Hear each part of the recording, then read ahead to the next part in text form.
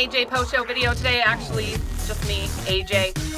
We're going to call this the unpopular opinion post show video today. I'm sure a lot of you will agree with me. 24 hours ago, a woman went to a Admiral gas station in Burton, ran in to grab a pack of smokes, left her 2 kids in the car, left the car running. Somebody got into her car and drove away with it. Luckily, the children have been found. The car has been found. Everybody's safe. Everybody's okay. What I'm talking about is the online reaction to this. And I happen to think it's absolutely terrible what people are saying about this mother. I saw people say that she's neglectful, she should be arrested, she should be charged, she's a lazy idiot, and she's a hood rat. Those are all actual comments from people in person and online. Nobody's saying that what she did is totally okay. It was a bad split-second decision she made. She's going to have to live with it for the rest of her life. I'm pretty sure she feels pretty guilty about it. But this woman has no criminal record. None whatsoever. It just blows my mind that people are more focused on what she did instead of the guy who stole her car and drove away with her kids in the back seat.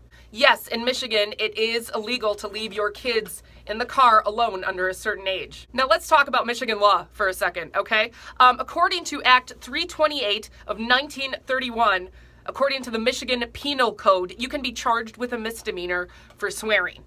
Also, adultery is illegal and considered a felony. There's a lot of laws on the books that might be stretched a little bit. Technically, they could charge this mother. Personally, I don't think they should. I also saw a lot of people online say, well, I've left my kids in the car before and they've been fine. And then, of course, somebody says, well, it's a different world we live in. Michigan vehicle theft. In 1985, there were 75,233 vehicle thefts. In 2015, 15,764. Crime is down, believe it or not. Now, that doesn't mean it's safe to leave your kids in the car. And lastly, if you want to mom shame, I'm going to let you mom shame me. When our son was a newborn, I was out of formula on New Year's Eve, and my husband, Pat, was out working. Now, in Wisconsin, you can buy a 24-hour liquor license for New Year's Eve.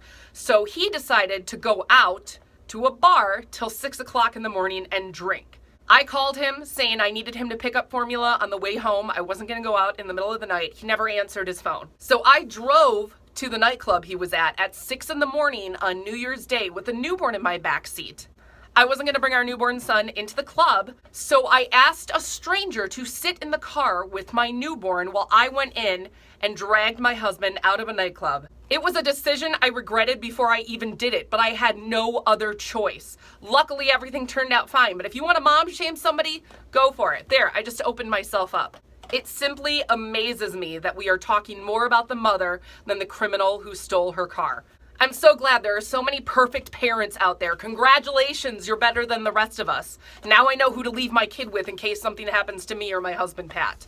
But maybe we should sit back and give this woman just a little bit of a break here. She knows she made a bad decision. She has to live with it. And let's just leave it at that and focus on the guy who did this. And let this be a lesson to everybody. But stop the mom shaming. There, I'm off my soapbox.